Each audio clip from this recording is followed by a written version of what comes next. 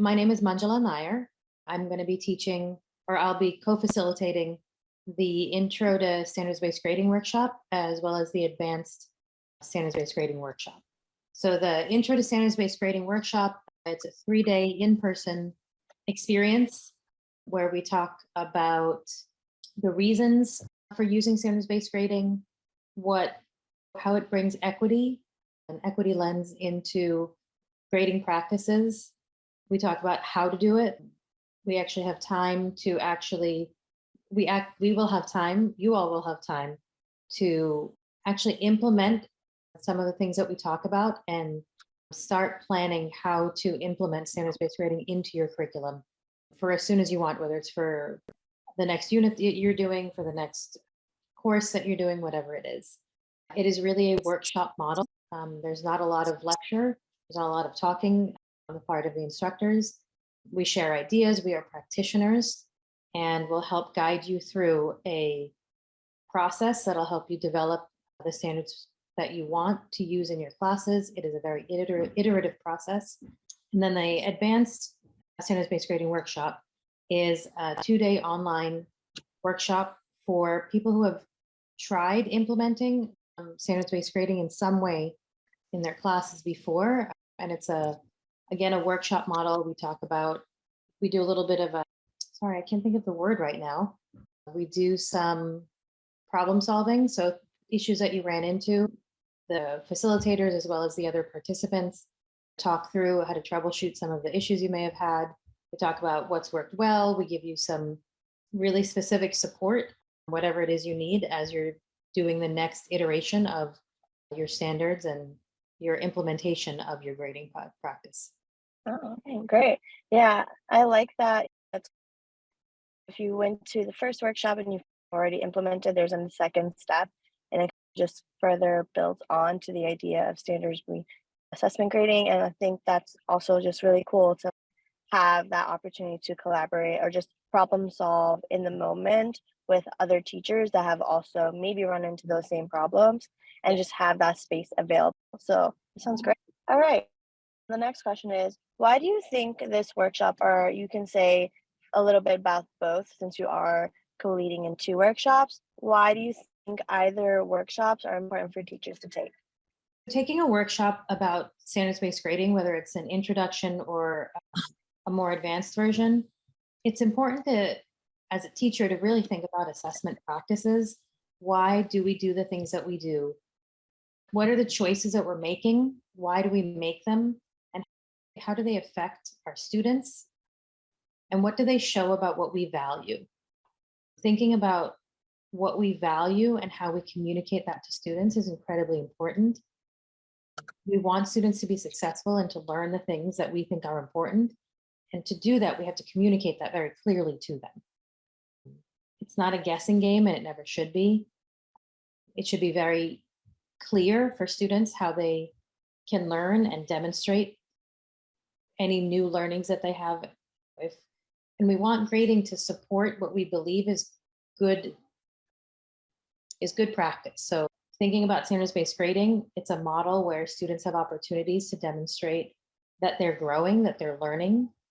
And that really is what we want students to do. We want them to see that the focus of school is to learn, and that when they learn and they're able to demonstrate that they've learned, they get credit for it. It's not a race. It's not a timed race where you have to get it in the moment that I tell you. Things take time, and practicing and relearning is really important. And it's just time and space outside of school to talk with other people who are doing the same kind of work on how to do that. Yeah, no, I definitely get that.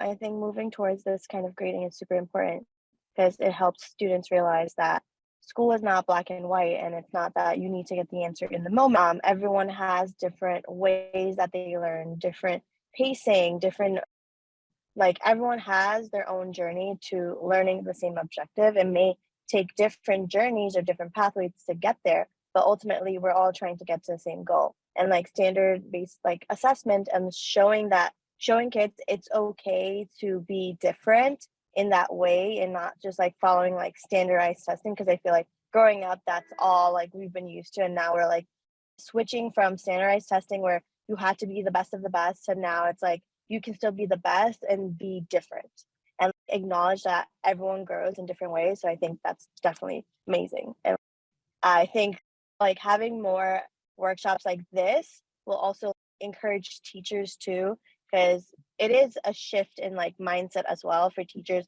and students combined. So I definitely think that's amazing. Okay, great. The next question is, how do you think the content in your workshop will help teachers with their skills in the classroom? So once you start thinking about what is it that you value and what is most important for students to learn, you start rethinking what is it that you do on a daily basis in class, and what is the content, what are the skills that you want students to learn.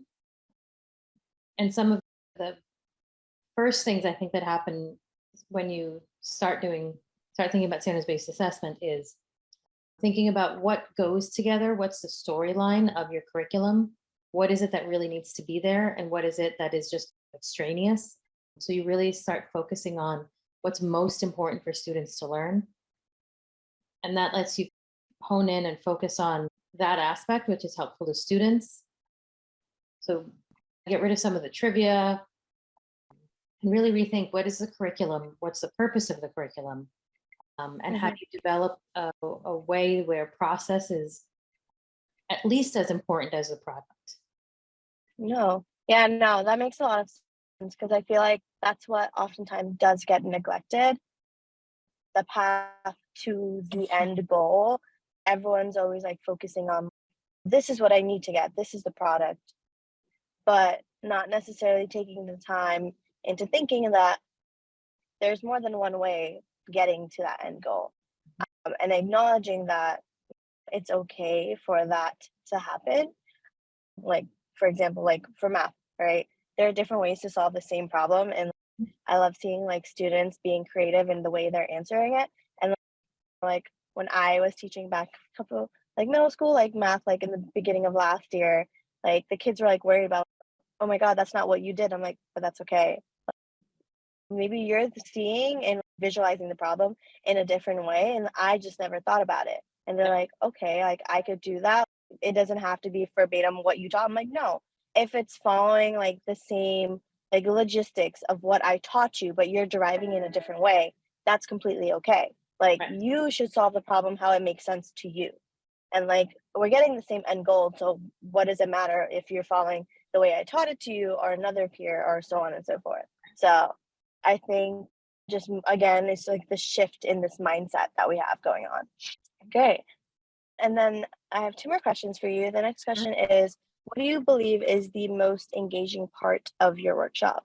And can you explain why?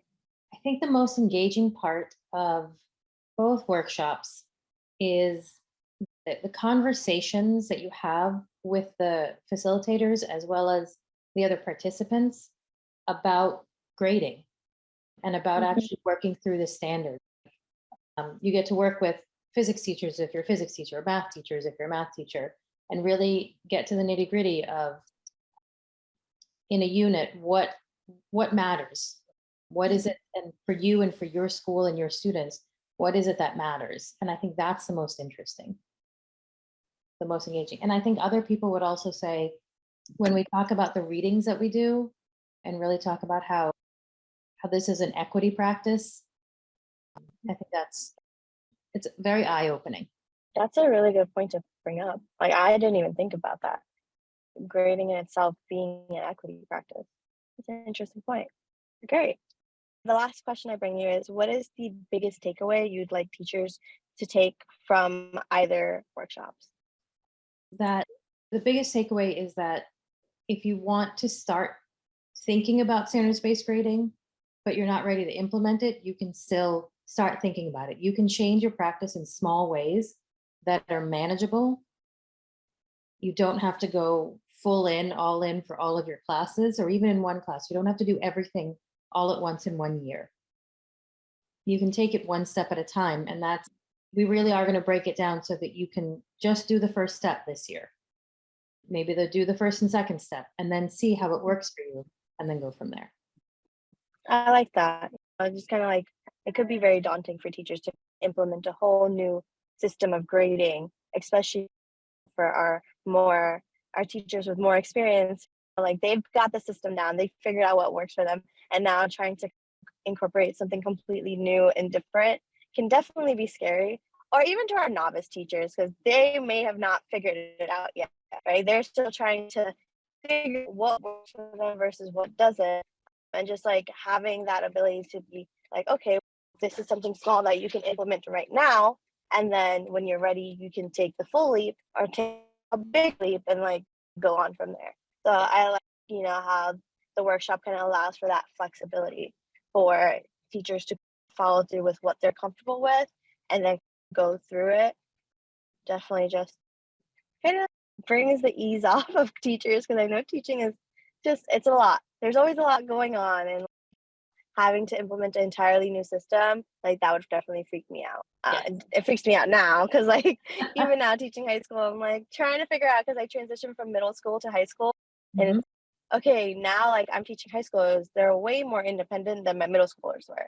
And I came in the middle of the year and I was just like, there are some systems that I need to adapt, because I'm not talking to, younger adolescents, I'm talking to young adults.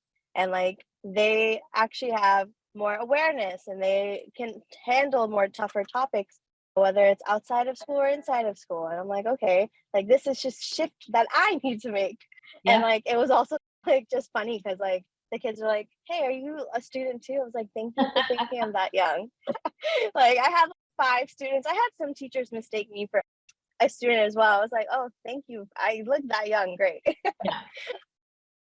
But great. Thank you so much for taking the time to have this interview. If you do have any questions, you can always reach out to me or Yedna. Hopefully I see you in the workshop. I'm not sure which workshops I'm going to yet, like that.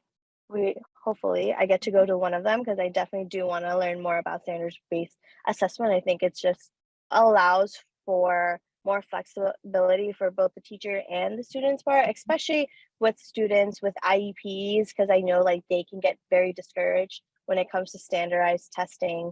And it'll be like, oh, it's just another test where I'm not going to do well, or even students with like testing anxiety. And so I think standard-based testing is a great alternative to the current format that a lot of teachers are utilizing.